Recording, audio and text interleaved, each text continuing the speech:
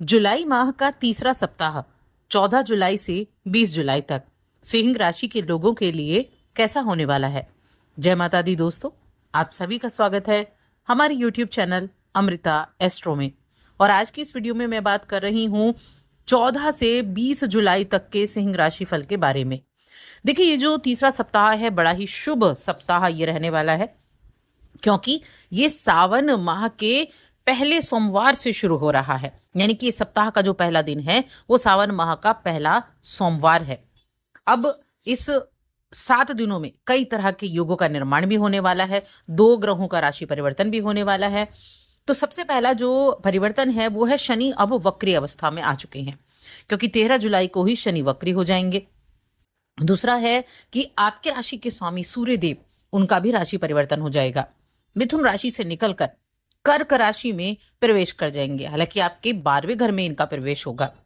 और शुक्रदेव जो अपनी राशि स्वराशि वृषभ राशि में विराजमान है, और साथ में सिंह राशि में यानी आपकी राशि में केतु भी विराजमान है। अभी तक सिंह राशि में केतु और साथ में मंगल ये भी विराजमान है, राहु कुंभ राशि में है। इस तरह से इन ग्रहों की युति रहेगी।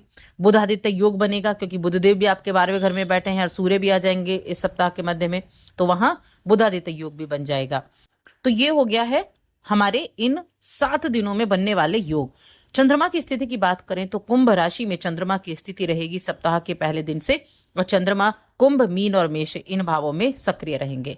अब इनके अनुसार जो किस तरह के यहाँ चेंजेस आपको देखने को मिलेंगे, क्या चीजें आपके लिए लाभदायक रहेंगी, किन चीजों में आपको सावधानी रखनी है, जानते हैं। आगे बढ़ने से पहले छोटा सा निवेदन है, चैनल पर पहली बार आए हैं, अभी तक चैनल को सब्सक्राइब नहीं किया है तो जरूर कर लें। तो देखिए, सप्ताह की शुरुआत की अगर हम बात करें तो सिंह राशि के जातकों के लिए इस सप्ताह में कोई भी कार्य जब आप कर रहे हैं, कोई भी कार्य, तो वहां सोच समझकर आपको आगे कदम बढ़ाने की आवश्यकता होगी, ताकि किसी भी तरह का कोई नुकसान आपको ना हो। नौकरी पेशा लोगों की मैं बात करूं तो नौकरी पेशा लोगों के लिए कार्य और जिम्मेदारियां ये आपके लिए बढ़ सकती हैं। यानी कि जिम्मेदारियां आपके ऊपर बढ़ सकती हैं, काम का प्रेशर आपके ऊपर बढ़ सकता है। तो ये कुछ बदलाव आपके जीवन में हो सकते हैं। लेकिन कहते हैं ना कि अगर आप हर एक बदलाव को सकारात्मक लेकर चलेंगे तो उस बदलाव को भी आप अपने हिसाब से आप उसको झेल सकते हैं। कुछ चुनौतियां आएंगी, लेकिन उन चुनौतियों को आप बड़े अच्छे से पार कर सकते हैं। सिंह राशि के जातकों को इस पूरे सप्ताह में अपने कार्य क्षेत्र में नियम के अनुसार काम करना है।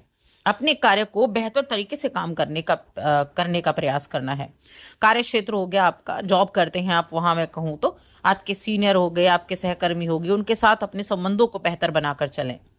बिजनेस कर रहे हैं, व्यवसाय में जुड़े लोगों को इस सप्ताह में बाजार में कभी मंदी तो कभी तेजी देखने को मिलेगी, यानी मिला जुला प्रभाव आपको वहां देखने को मिलने वाला है।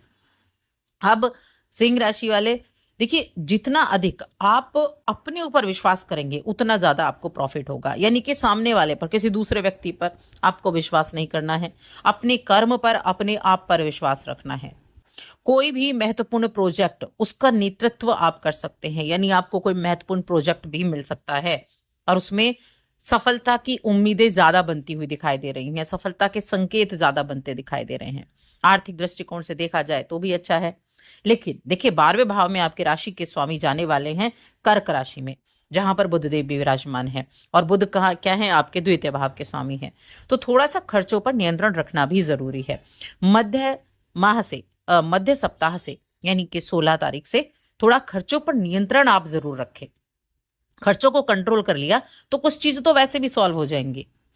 कुछ आपके पुराने विवाद भी उभर सकते हैं, तो विवादों को हवा देने से अच्छा है कि अपने काम की तरफ ज्यादा फोकस आपका रहे, क्योंकि विवादों को हवा देने से कई तरह की परेशानियां ही झेलने को आपको मिल सकती हैं। आपके कार्यालय में, हालांकि देखिए ऑफिस का माहौल अच्छा रहेगा, मैं ये नहीं कहूंगी ऑफिस का माहौल अच्छा नहीं है, अच्छा रहेगा। और यहां तक कि आपके अगर कोर्ट कचहरी के कार्य भी है ना, तो वहां भी सफलता का योग बना हुआ है। आपके अपने हो गए, आपके पिता हो गए, उनका स्वास्थ्य ठीक है, और आपको अपने भाग्य से कुछ रिजल्ट, भाग्य के द्वारा आपको कुछ अच्छे रिजल्ट भी आपको प्राप्त हो सकते हैं। यहाँ देखिए, सबसे अच्छे अगर हम दिनों की बात करें तो जब सप्ताह की शुरुआत होगी 14 तारीख का दिन बहुत ही उत्तम रहेगा, और हो भी क्यों ना, क्योंकि ये भगवान शिव का यानी कि इस सावन माह का पहला सोमवार है जो भगवान शिव को समर्पित होता है। तो पूरे मन के साथ, सच्ची श्रद्धा के साथ भगवान शिव की आराधना करें, शिवलिंग पर जलाभिषेक करें, बेलपत्र चढ़ाएं, धतूरा चढ़ाएं, उनकी पसंदीदा चीजों से उनका अभिषेक करें और ओम नमः शिवाय का जाप करें। 15 तारीख ये भी आपके लिए बहुत उत्तम रहेगा। 20 जुलाई का दिन बहुत ज्यादा लाभदायक रहने वाला है। सिर्फ 2 तारीखें इस पूरे सप्ताह में ऐसी हैं जहां आपको सावधानी रखनी है। एक हो गई है 16 तारीख और एक हो गई है 17 तारीख। ये 2 तारीखें ऐसी होंगी जब अपने काम को सावधानी पूर्वक आपको करना होगा, ताकि किसी भी तरह का कोई भी दिक्कत आपको ना हो। तो इस सप्ताह में इन 2 तारीख में ही आपको ध्यान रखना है, वरना यहाँ आपके अंदर बहुत सी चीजें बदलाव आपको दिखाई देंगे। जहां तक रिश्तों की बात है, पारिवारिक आयोजनों में जाने का मौका मिल सकता है। जीवन साथी के साथ भावनात्मक तालमेल आप बनाकर रखेंगे जिससे मन संतुष्ट रहेगा। बच्चों की पढ़ाई या उनके लिए आपकी भागीदारी आपको यहाँ देखने को मिलेगी। और घर में कोई ऐसा समारोह हो सकता है, जैसे उत्सव हो गया, कोई किसी तरह का आपने पूजा पाठ करा ली, कुछ इस तरह का समारोह, इस तरह का उत्सव जिससे घर में चहल पहल बन जाए, घर में लोगों का मेल जोल रहे। इस तरह की चीजें भी यहाँ आपको देखने को मिल सकती हैं। देखिए, और देखा जाए तो लव लाइफ की मैं बात करूं तो लव पार्टनर के साथ थोड़ा सा यहाँ ध्यान रखें, क्योंकि किसी बात को लेकर तू मैं हो सकती है, मतभेद हो सकता है। तो लव लाइफ में थोड़ा सा ध्यान रखने की जरूर आवश्यकता होगी। घर में अगर कोई बुजुर्ग व्यक्ति हैं तो उनकी सेहत का भी आपको ध्यान रखना होगा। दाम्पत्य जीवन को सुखमय बनाए रखने के लिए अपने जीवन साथी की बातों को जरूर सुने, चाहे मेल है चाहे फीमेल है आप, लेकिन अपने जीवन साथी की बातों को सुने, उन पर अपने विचारों को ना थोपें। उनकी बातों को सुने और समझें, अपनी विचारों को जबरदस्ती उन पर थोपने की कोशिश ना करें। ये सबसे ज्यादा जरूरी हो जाता है किसी भी रिश्ते को अच्छा बनाए रखने के लिए, क्योंकि जब आप अपने विचारों को थोपते हैं तो कहीं ना कहीं रिश्तों में आपको एक डोर टूटती हुई जरूर दिखाई देती है। बातचीत के जरिए स्थितियों को समझाने का कार्य करें। अब प्रेम इस सप्ताह में कुछ अच्छे संयोग भी बन रहे हैं कि कहीं ना कहीं विवाह का प्रस्ताव आ जाए, कुछ जो सिंगल जातक हैं। और अगर आप अपने मनपसंद व्यक्ति से विवाह करना चाहते हैं और सोच रहे हैं क्या करें, तो ये सावन का महीना फिर आपके लिए है।